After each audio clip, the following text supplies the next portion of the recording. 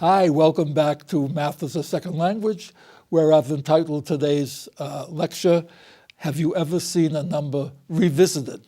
In other words, because this is so different, perhaps, from what you've seen before, and takes time to internalize things, I thought this would be a good time to reinforce what we did last time, and also to show how this can help students understand basic math that otherwise they would learn by rote and might have no understanding of why it worked or why it was important. So let's just see what happens. If you recall, we started off by saying that we are going to take our journey into math by replacing numbers by quantities. So for example, when we see 3, it could be modifying people, it could be modifying apples, it could be modifying inches, it could be modifying 3 tally marks. And we happen to like the 3 tally mark interpretation because it's sort of non-biased. In other words, when you look at the tally marks, you can look at them as representing whatever you want. It doesn't zero in on people or apples or inches. So the key idea is this. The 3 tally marks is in itself a quantity where the adjective is 3 and the unit is tally marks, and it may be viewed, the 3 tally marks, as modifying whatever unit is being discussed. In other words, when you see the 3 tally marks, you know you're seeing 3 tally marks. But you have to know from the context what the 3 tally marks are representing, okay?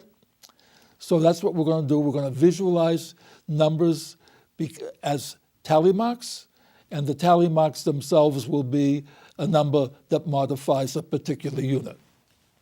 And this brings us to, again, what I mentioned in our first lesson, the most important part about this, which I call the fundamental principle of whole number arithmetic from a visual point of view. And that is the number of tally marks in a group doesn't depend on the order in which we count them or the way in which they are arranged. Now, that might sound very trivial, but the point is we can even introduce this to youngsters at an age where they haven't even learned the names of the numbers yet. For example, even if a student has never seen the digit 9, they can recognize 9 tally marks. They may not know the word 9, but they see there's 1, 2, 3, 4, 5, 6, 7, 8, 9 of them. Now, here's what I'm driving at. The number of tally marks doesn't depend on the order in which they're arranged. I can take these 3 tally marks and separate them from the other 6, and what does it look like now? 6 plus 3. This many plus this many. I don't have to know that this is called 6, but as you're teaching the youngsters number facts, look how easy this is to see visually. Just by separating these in different ways, I can get all these different number facts. 5 plus 4, 7 plus 2, 3 plus 4 plus 2. Okay? And I can even, surprisingly enough, prove some very interesting number theory problems. You might find this interesting also. I hope you do. When I went to school, maybe you heard the same slogan. Teachers taught us things like you add apples and apples, you get apples. You add oranges and oranges, and you get oranges. And you don't add oranges and apples, because now we see that we can, by getting a common denomination, like we could say 3 oranges plus 2 apples is 5 pieces of fruit. I mean, all kinds of things we could do. But the funny part was, if given this statement, you add apples and apples, you get apples. If somebody says to you, what happens if you add 2 odd numbers, what is your instinct going to say? I'm adding odd plus odd, so I'm going to get odd. Well, 3 is an odd number, and 5 is an odd number. But 3 plus 5 is 8, which is an even number. So it's odd that odd plus odd doesn't equal odd. In fact, it's always going to equal an even number. Now, that can sound pretty advanced, but look what happens if we use tally marks. First of all, you're not going to say to a young student that a number is even if it leaves no remainder when you divide by 2, and it's odd if it leaves a remainder of 1 when you divide it by 2. That already sounds too mathematical. But kids are used to sharing candy. 1 for me, 1 for you. 1 for me, 1 for you. 1 for me, 1 for you. And they do it till the candy is all gone.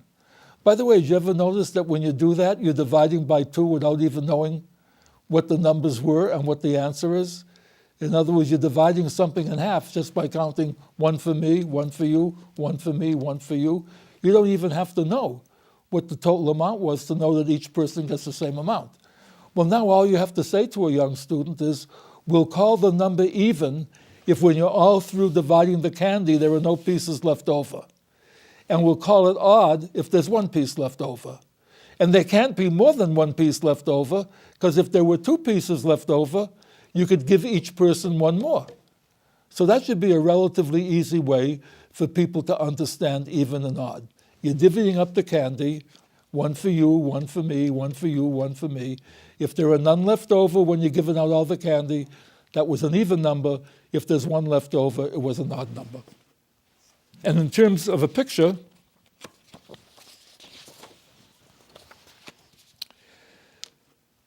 you see, how do we say one for me, one for you? We can bundle the tally marks in groups of two. Remember, the total number doesn't depend on how you arrange them.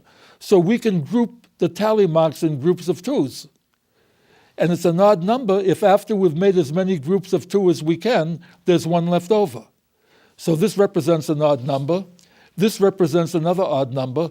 By the way, the dots here just indicate that there are more groups of two.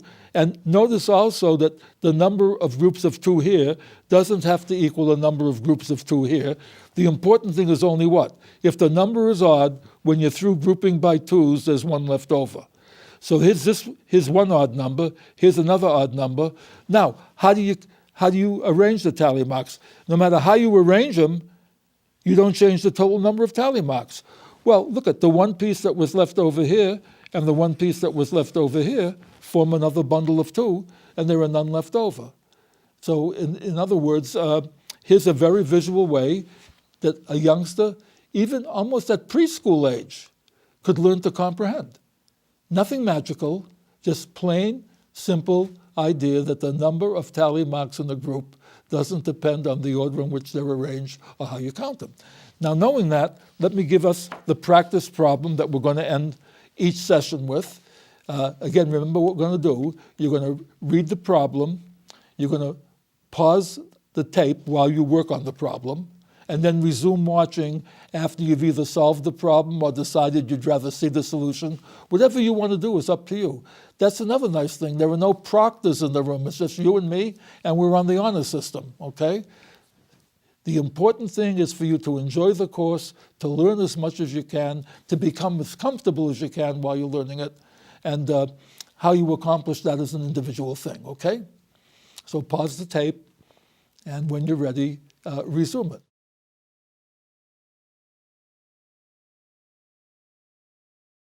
Okay, so what do we say again? What's the problem? One number leaves a remainder of 4 when it's divided by 5. A second number leaves a remainder of 3 when it's divided by 5. What will the remainder be when the sum of the two numbers is divided by 5? Okay, so how should we solve that problem? Well, if it leaves a remainder of 4 when you divide it by 5, it means you have a whole number of groups of 5 with 4 left over, the 4 tally marks. And the second number says when you divide it by 5, it leaves a remainder of 3. So you have a bunch of groups of 5 with 3 left over. Now what happens? To add these two, you just push them together. Remember, no matter how you arrange them, so these two separate piles become one. And now do you have another group of 5 over here? I can do it this way. There's another group of 5. What's left over?